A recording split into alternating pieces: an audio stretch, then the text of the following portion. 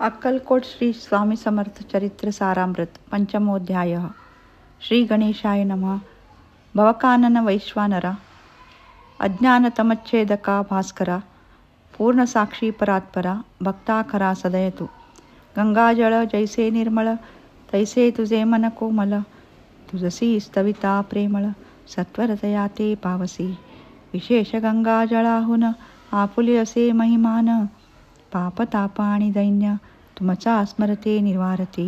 स्वामी चरित्र करणाश्रवण, श्रोते बैसले सावधान, प्रसंगाहुनी प्रसंगपूर्ण, रसभरिते पुढे पुढे। ज्यांचे सबळ पूर्व पुण्य, तया झाले स्वामी दर्शन, ऐसे चोळप्पा आदी करून भाग्यवंत सेवेकरी। अक्कलकोट नगरात एक तपापर्यंत स्वामी राजवास करीत, भक्त बहुत झाले। वार्ता पसरली चौकडे, कोणासी पडता साकडे, धाव घेती स्वामीकडे। राजे रजवाडे थोर थोर, म्हणती भोसल्यांचे भाग्य परम, स्वामी रत्न लाभले उत्तम, नृपती ही भक्त निस्सीम, स्वामी चरणी चित्त त्यांचे। तेव्हा किती एक नृपती, स्वामी दर्शन घेऊ इच्छिती, आणि आपुल्या नगराप्रती आणू म्हणती तयासी। बडोद्या माझी त्यावसरी, मल्हार राव राज्याधिकारी, एकदा तयाचे अंतरी विचार ऐसा पातला। अक्कलकोटाहुनी स्वामीसी, आणावे आपुल्या नगरासी, मग कोणे एक दिवशी विचार ऐसा पातला। दिवाण आणि सरदार मानकरी तैसे थोर थोर, बैसले असता समग्र, बोलेंद्र पवर तयाप्रती।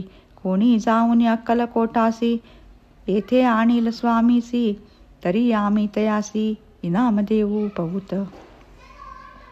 त्यांचा राखू सम्मान, लागेल तितुके देऊ धन, ही वटपुरी वैकुंठ भवन, वसता स्वामी होईल।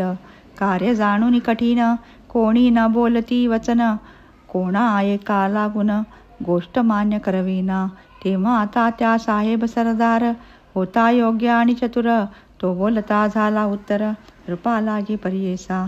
आपुली जरी इच्छा ऐसी, स्वामी ते आणावे वटपुरीसी, तरी मी आणीन तयासी, निश्चय मानसी असू द्या।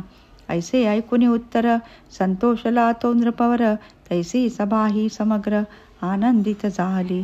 संजीवनी विद्या साधण्याकरिता शुक्राजवळी कच जाता, दैवी सन्मानीला होता बहुत आनंदे करोनी। नृपती सकळ जने, त्यापरी त्यासी सम्मानय, गौरवोनी मधुर वचने यशस्वी म्हणती तया। बहुत धन देत नृपती, सेवक दिदले सांगाती, जावया अक्कलकोटाप्रती, आज्ञा दिदली तात्या ते। तात्या साहेब निघाले, सत्वर अक्कलकोटी आले, नगर पाहुनी संतोषले, जे केवळ वैकुंठ। पाहुनी स्वामीची दिव्य मूर्ती, आनंदित झाली चित्ती, तेथील जनांची पाहुनी भक्ती, धन्य म्हणती तया ते। अक्कलकोटीचे नृपती, स्वामी चरणी त्यांची भक्ती, राजघराण्यातील युवती, त्याही करीती स्वामी सेवा। आणि सर्व नागरिक, तेही झाले स्वामी सेवक, त्यांत वरिष्ठ चोळप्पाधिक, सेवे करी निस्सीम। ऐसे पाहुनी तात्यासी, विचार पडला मानसी, या नगरातून स्वामीसी कैसे नेऊ आपण।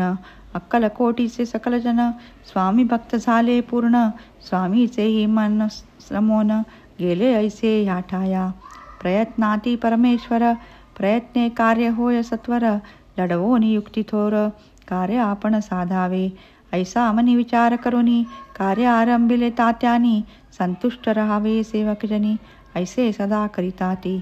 करोनी नाना पक्वाने, करीती ब्राह्मण भोजने, दिदली बहुसाल दाने, याचक धने तृप्त केले।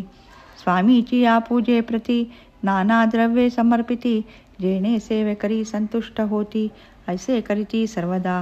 प्रसन्न व्हावे भक्तवत्सले, कार्य साधावे आपुले, म्हणून नाना उपाय केले, द्रव्य वेचिले तात्यानी, ऐशियाने काही न झाले, केले तितुके व्यर्थे गेले। तात्या मनी खिन्न झाले, विचार पडला तयासी, मग लढविली एक युक्ती, एकांती गाठुनी चोळप्पाप्रती, त्याज लागी विनंती करीती, बुद्धिवाद सांगता त्या।